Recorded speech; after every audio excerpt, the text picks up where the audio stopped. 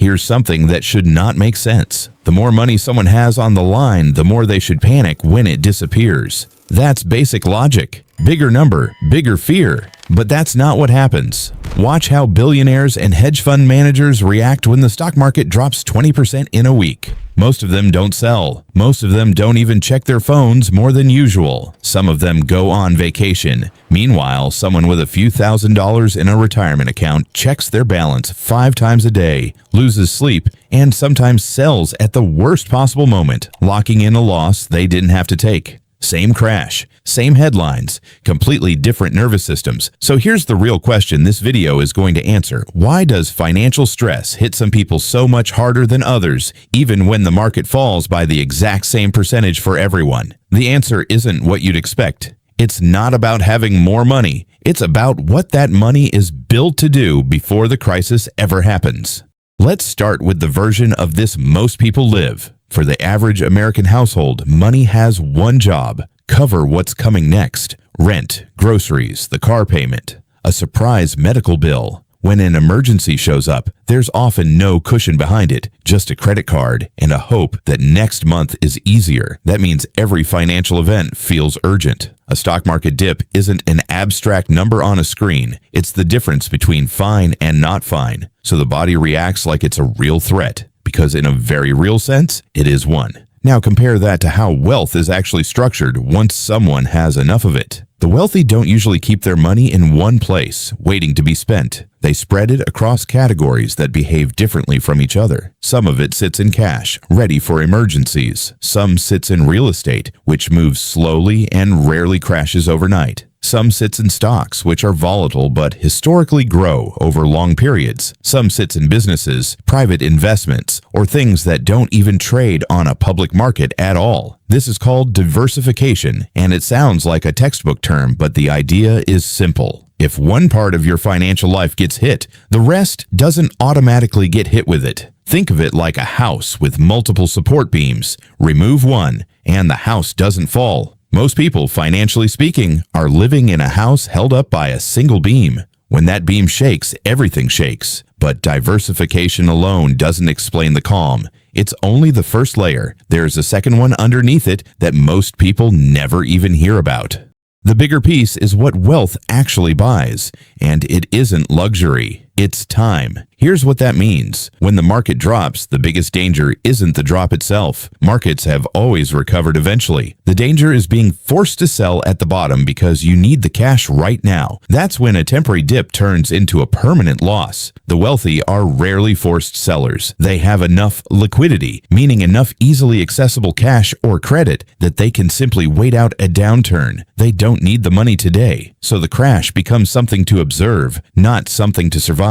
This changes the entire emotional experience of a crisis. If you don't have to act, you don't have to panic. And if you don't have to panic, you start making decisions from logic instead of fear, which ironically tends to make you more money in the long run because the calmest investors are usually the ones buying while everyone else is selling. There's a well-known phrase on Wall Street: markets transfer wealth from the impatient to the patient. Most people just don't have the financial structure that allows patience to be an option, so liquidity buys time, and time buys calm. But that's still not the full picture. To see the rest, we have to follow the money to where it actually goes.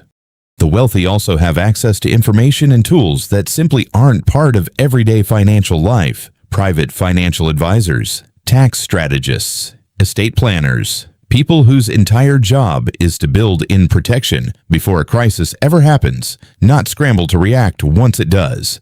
This is where insurance becomes interesting. Not the kind you buy for your car, but structural insurance, like options contracts that limit downside risk, or trusts that shield assets from certain kinds of loss, or credit lines secured against assets instead of income. These tools exist for everyone in theory. In practice, most people don't know they exist, can't afford the setup cost, or don't have enough assets to make them worthwhile. So the wealthy aren't just wealthier, they're playing a version of the financial system with more built-in shock absorbers. Here's where it gets more uncomfortable though, because this isn't just about individual smart choices. Some of it is structural. Institutions like banks and the Federal Reserve are, in part, designed to stabilize the broader economy during a crisis. When markets crash hard enough, interventions happen: interest rate cuts, emergency lending programs, stimulus. These actions are aimed at the system as a whole, but their biggest beneficiaries tend to be the people already holding assets, because those interventions are what stop asset prices from collapsing completely. In other words, the safety net built to catch the economy often ends up catching investors the hardest, simply because investors are the ones with something in the net to catch. That's not a conspiracy. It's a side effect of how modern financial systems are built to prevent total collapse. But it does mean the psychological experience of a crash is not evenly distributed. Some people watch the news and feel dread. Others watch the same news and start looking for opportunities.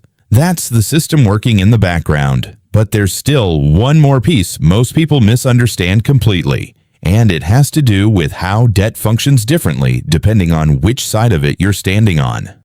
For most households, debt is a burden. Credit card balances, car loans, medical debt. These are obligations that grow if left unpaid, and they tend to grow fastest exactly when someone can least afford it. Debt in this form is a source of stress because it represents money owed regardless of what's happening in the broader economy. For the wealthy, debt often works the opposite way. It becomes a tool. Borrowing against an asset, like a stock portfolio or a piece of real estate, can provide cash without ever having to sell that asset. This matters enormously during a downturn. Selling an investment while it's down locks in the loss. Borrowing against it instead means the investor gets access to cash while still holding on to something that's expected to recover. This is sometimes summarized informally as buy, borrow, die. Buy appreciating assets, borrow against them instead of selling when cash is needed. And because of how certain tax rules work, some of those assets can eventually pass to heirs without ever triggering the tax bill that would come from selling them outright. It's a strategy that requires enough existing wealth to make the borrowing worthwhile, which is exactly why it isn't available to most people in any practical sense. Put all of that together, diversification, liquidity, access, and debt used as a tool, and you get to the real comparison. The myth is that rich people are simply better at controlling their emotions,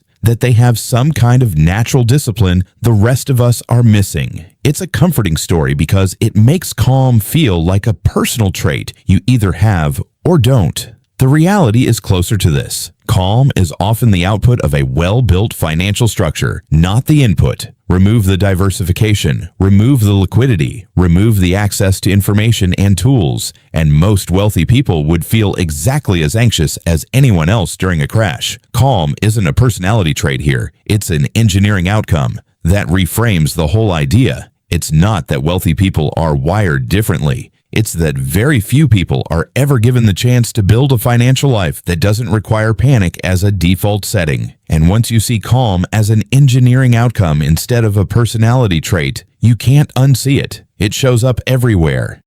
Zoom out far enough, and this pattern shows up everywhere in economic history. Recessions, currency crises, market crashes, they all tend to widen the gap between people with structural buffers and people without them. The people with buffers ride it out and often come out ahead. The people without buffers absorb the full impact, sometimes for years afterward, which leaves an uncomfortable question hanging in the air. If calm during a financial crisis isn't really about willpower, but about structure, what would it take to build even a small version of that structure into an ordinary life? Not millions of dollars. Just enough of a buffer that the next piece of bad news doesn't feel like a threat, but simply information. Maybe that's the real difference between panic and patience. Not how much money someone has, but whether their money was ever given room to breathe.